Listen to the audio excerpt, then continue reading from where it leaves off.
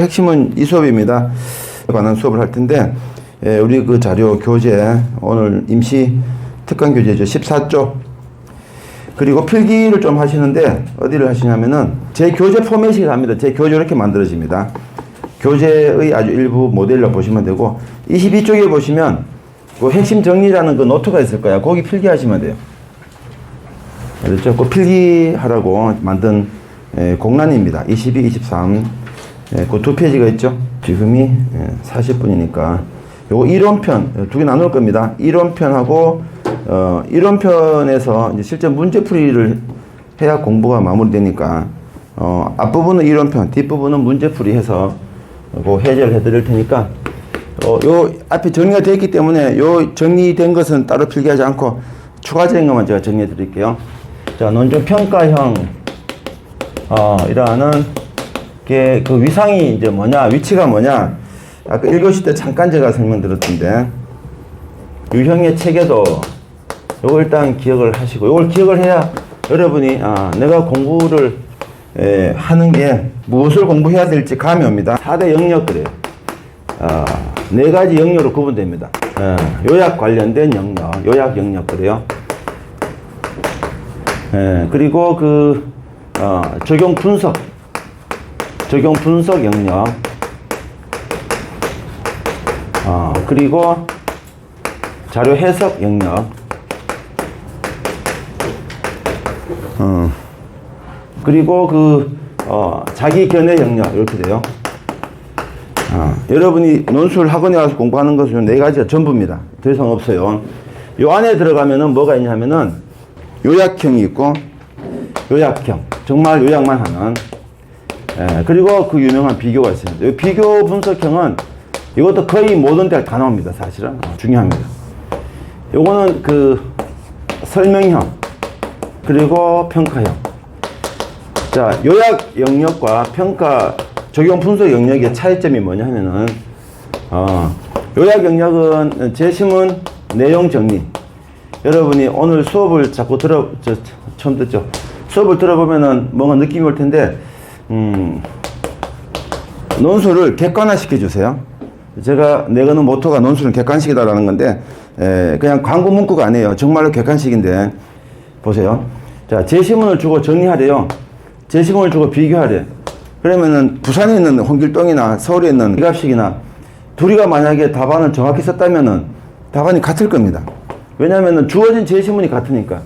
주어진 제시문이 같은데, 그리고 그 제시문을 정리한 것인데, 그 답안이 달라질 수가 없죠. 물론 뭐 문장에 약간 차이가 있겠죠. 내용은 같습니다. 같을 수밖에 없죠. 같아야 되죠. 그래서 누가 써도 답이 같다라는 것이 그게 객관식 핵심. 이제 간섭이 발생합니다. 핵심이 이래요. 요거는 제시문을 정리하는 거예요. 논술이라는 것이 크게 보면은 이게 다라는 거예요. 첫 번째 묻는 질문은 이렇게 정리하시오. 요거는 지금 거의 나오지 않습니다. 요거는 단독으로 출제가 안 되는데, 다른 문제 속에 들어가 있어요. 단독으로는 출제가, 예전에 나왔는데, 예전에 고대 1번 문제가 제시문 1을 요약하시오. 400자로 요약하시오. 이게 고대가 나와서, 또 이날의 1번 문제가 제시문 1을 요약하시오. 근데 단독으로는 출제가 지금은 한 학교가 없어요. 요거는 이제 대부분 다 나옵니다. 연대부터 시작해갖고 쭉 나오는데, 이거 왜 공부하느냐? 단독은 안 나오는데, 이거는 결합돼서 나옵니다. 결합형으로서는 지금도 다 나옵니다. 예를 들어서, 요 부분 연결됩니다. 간섭이 발생한다라는 건데, 요거는 따로따로 넣는 거예요. 요거는, 제시문을 비교하는 것은 가 정리, 나 정리. 가와 나가 따로 넣습니다. 근데 요거는, 따로 넣지 않고 이런 거예요. 자, 가를 근거로 나를 평가하시오. 나를 평가할 때는 가를 신경을 써야 되죠. 가의 시각에서 보는 나라는 뜻이야. 이걸 간섭 그래, 간섭. 요 간섭에 해당하는 문제가 설명과 평가입니다. 동사가 설명으로 끝나면은 설명이고, 평가로 끝난데, 자, 요 두 문제는 풀이 방법이 거의 똑같습니다. 결론만 다릅니다. 여러분이 공부할 것은 뭐죠? 설명이 뭐고 평가가 무엇인지 그것만 확인만 하면 돼요. 나머지는 동일하니까. 뭔지 알겠죠? 그러니까 논술 문제가 이 범위 안에서 움직인다고 한다면 우리가 준비해야 될 것은 이런 형식으로 나왔을 때 내가 답을 어떻게 쓸 것인가. 자, 답을 어떻게 쓸 것인가 라는 것의 핵심은 4가지가 나와요. 요 네 가지를 갖고 여러분이 준비하면 된다고. 여기 끝입니다. 첫 번째, 논제 특징 그래요. 내가 논제를 봤을 때 이 논제가 요약 단독형인가, 결합형인가, 아니면 비교인가, 이걸 여러분이 파악을 해야 돼요. 자, 비교하시오라고 하면 비교입니다. 자, 근데 가와 나의 차이점을 논술하시오. 이것도 비교거든요. 가와 나의 상반된 점을 설명하시오죠. 근데 가와 나의 상반된 점을 설명하시오. 이것도 비교입니다. 그러니까 표현이 다양해요. 여러분이 문제를 보고 그 문제가 말하는 표현이 내가 지금 풀어야 될 영역에 어디에 들어가 있고, 그리고 그 세부 패턴이 그죠? 어떤 유형에 해당하는지 그거 보는 눈을 일단 길러야 되는 것이 일단 논제 특징. 두 번째 답안 구조. 자, 논제 특징이 잡혔다면 그 다음에 개요 작성. 이거는 답안 구조는 형식적인 틀입니다. 이것을 어떻게 여러분이 구성할까가 요거는 여러분 시험장에서 확인하는 게 아니고 미리 갖고 있어야 될 정보입니다. 구구단을 여러분 시험장에서 이게 파악할 수 없잖아. 구구단을 내가 미리 알고 있는 상태. 그래서 인수분해도 하고 미적분도 풀고 확정도 풀고, 그죠? 같은 개념이에요. 이건 여러분이 수업을 통해서 미리 알고 있어야 돼요. 자, 세 번째가 이건 형식이죠. 그럼 내용입니다. 내용은 분석 방법, 그래서 내용입니다. 여기서 내용을 채워요. 논리. 자, 논리 어떻게 만들 것인가. 지금 연대 같은 경우는 600자가 나오는데 600자면 문장이 몇 개 들어가는지 아세요? 문장이 12개 들어갑니다. 여러분, 다음부터 글을 쓸 때 한 문장의 적정한 길이는 50자 정도다라고 보세요. 50자 정도로 생각하세요. 계산하기 쉬우라고 50자 쓴 게 아니고 실제 50자 정도가 좋습니다. 플러스 마이너스 10자 정도 괜찮은데 40자부터 한 60자 괜찮아요. 한 70, 80 나가면은 너무 깁니다. 그래서 감점이 될 수 있어요. 자, 50자인데 그러면은 연대가 600자 쓰기로 하고 있으니까 문장 몇 개 나오죠? 12개 나오죠?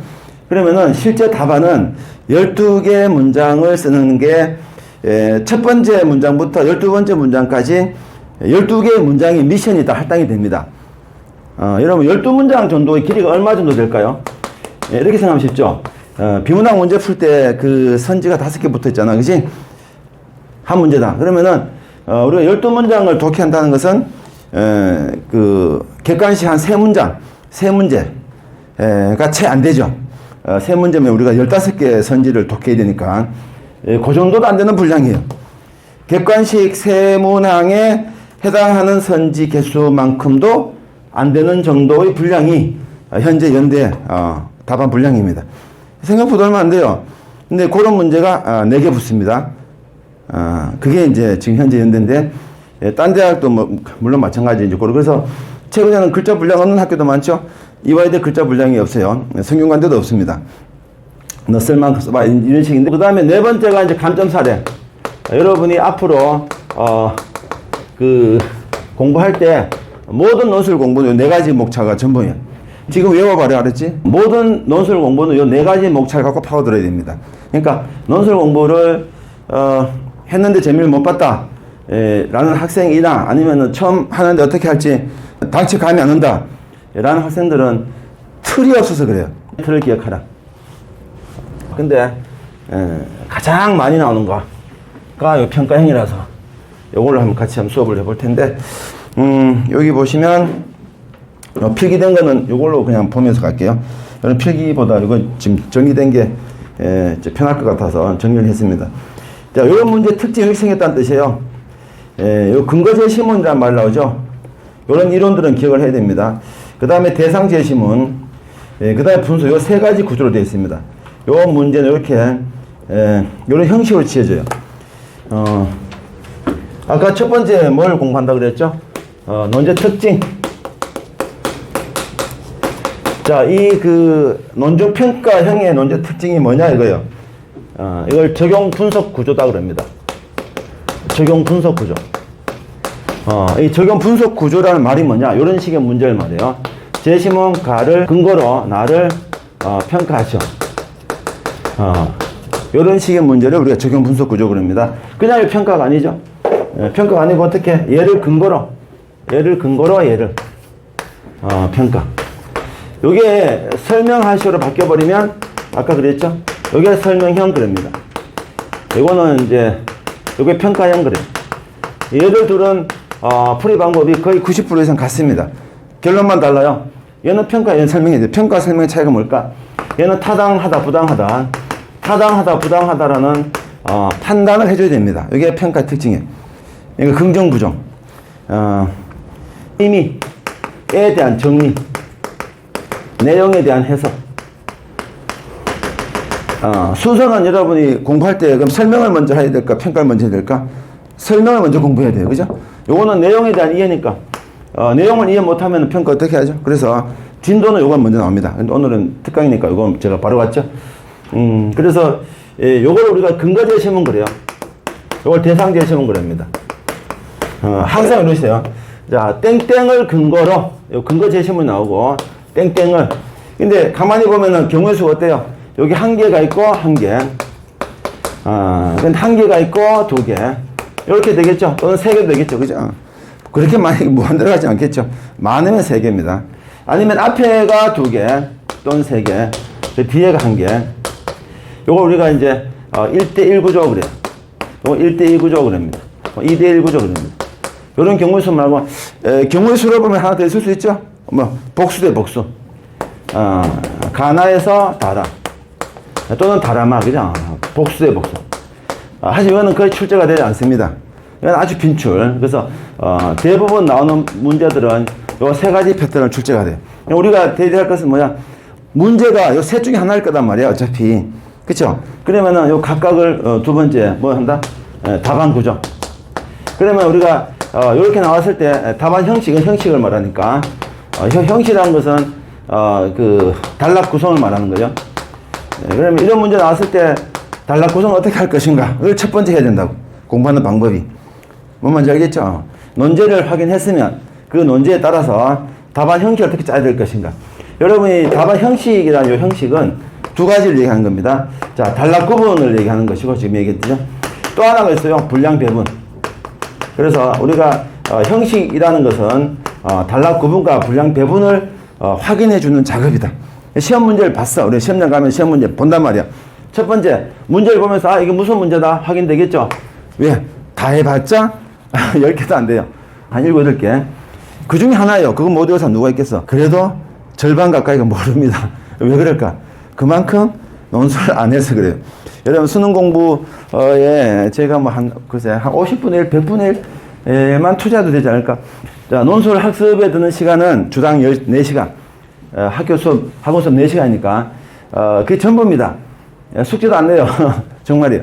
하고 나서, 4시간 수업, 그 4시간 수업 속에는 2시간은 지금처럼 수업하는 것이고, 2시간은 쓰기와 첨삭을 하거든요. 그러니까, 이제 고등부 학생들은 보통은 논술을 그렇게 하지 않고, 제가 지금 그 대학생 논술이 있어요. 나중에, 지금 여러분하고 해당 사항이 없는데, 우리나라에 편입이라는 제도가 있어요. 편입은 알죠? 그죠? 고대와 연대 두 학교만, 오로지 두 학교는 이 논술과 똑같은 논술 학생을 뽑습니다. 문제도 똑같습니다. 비슷합니다. 근데 조금 더 어렵죠. 당연히 대학생이니까.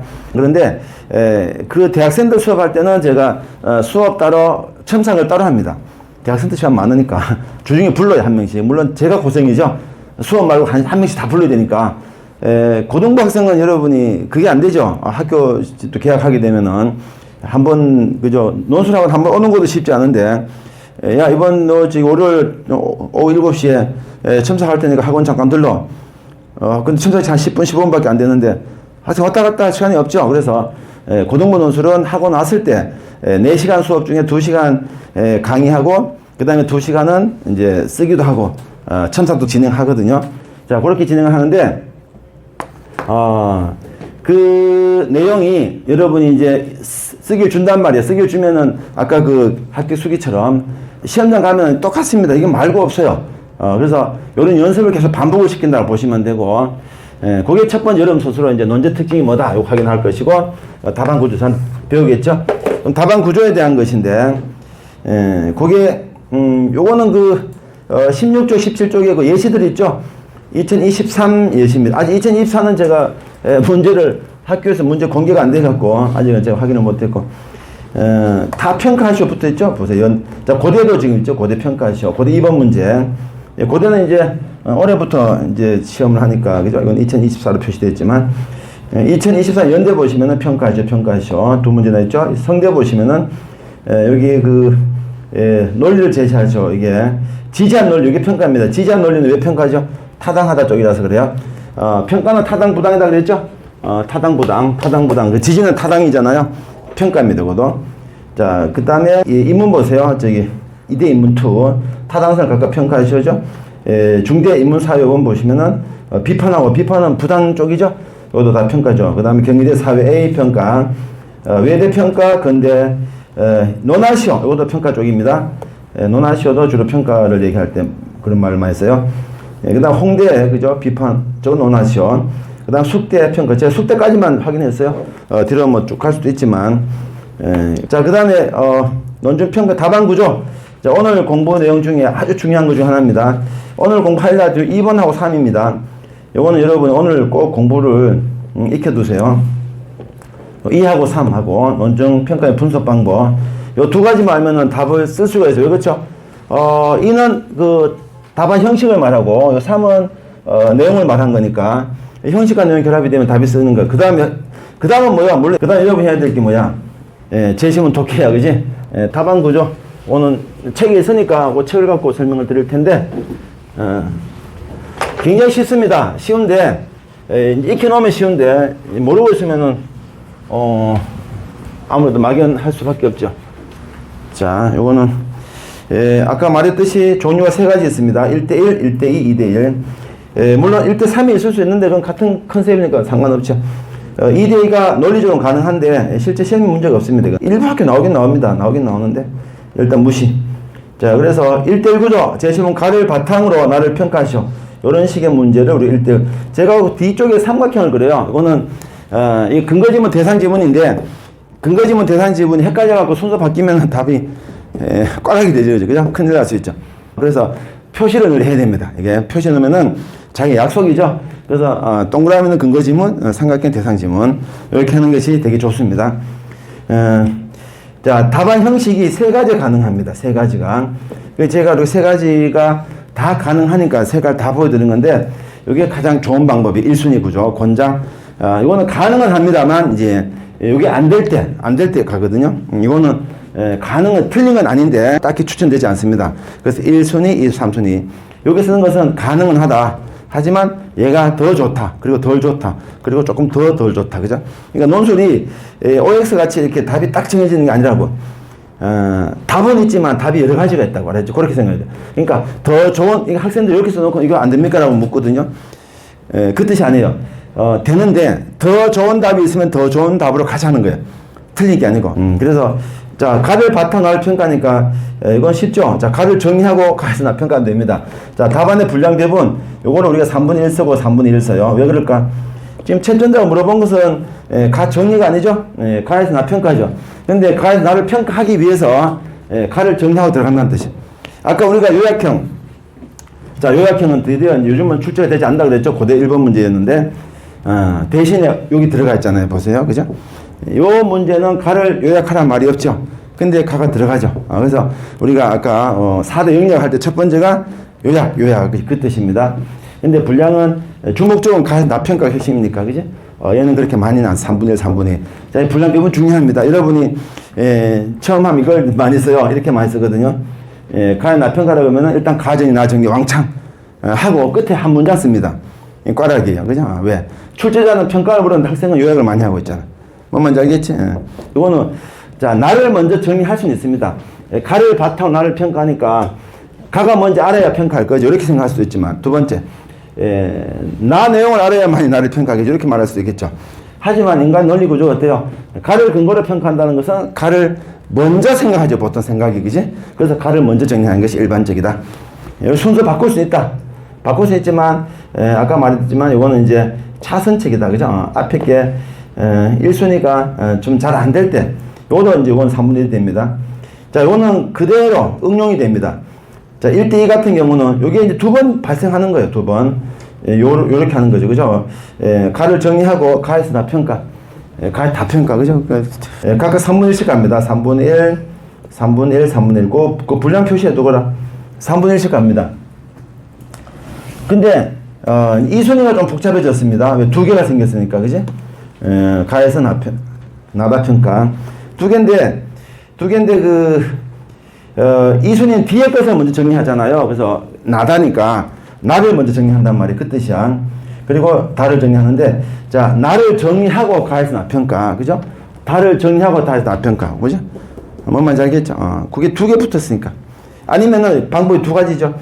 뒤에 두 개니까 두 개를 한꺼번에 정리하고, 한꺼번에 둘 다 정리하고, 나다를 한꺼번에 정리하고, 나에서 가에서나 가에서다. 이렇게 할 수도 있고, 이걸 따로따로 하면서 할 수도 있고, 요 차이를 알겠죠? 뭔 말인지 알겠지? 어렵지 않지? 요 틀을 기억을 해야 돼요. 아니면은 이제 방금 말했듯이, 가나다를 통째로 다 정리합니다. 여러분 가장 하수의 글이에요. 왜? 이거는 지금 질문의 의도랑 좀 맞지 않잖아. 틀린 건 아닌데, 출제 의도랑 조금 안 맞으니까 점수가 얘들보다는 더 안 좋다. 이렇게 보시면 되죠. 이대를 어떻게 할까? 이대를 이제 로직만 기억하면 쉽죠. 요때는 이제 여러분 잘 틀리는데, 일단 달을 먼저 정리합니다. 지금까지 앞에 걸 먼저 정리했죠? 근데 이거는 뒤에 거 달을 먼저 정리해요. 왜 그럴까? 앞에 있다라고 해서 무조건 정리한 건 아니라는 거. 답안 구조는 심플한 게 좋습니다. 여러분이 이 순위 요거하고 어떤 게 더 심플해요? 이게 더 심플하죠. 그래서 한 개짜리 가나에서 다 평가니까 달을 먼저 정리하는 것이 더 1순위. 잠깐 쉬었다 할까? 요것만 좀 하고 시작. 그죠? 자, 그리고 그 다음에 분석 방법. 이건 좀 말이 많으니까 잠깐 쉬었다 할게요. 한 10분 정도 쉬었다가 요 분석 방법부터 오늘 공부 하이라이트입니다. 이거는 꼭 익혀야 되니까 좀 쉬고 있어.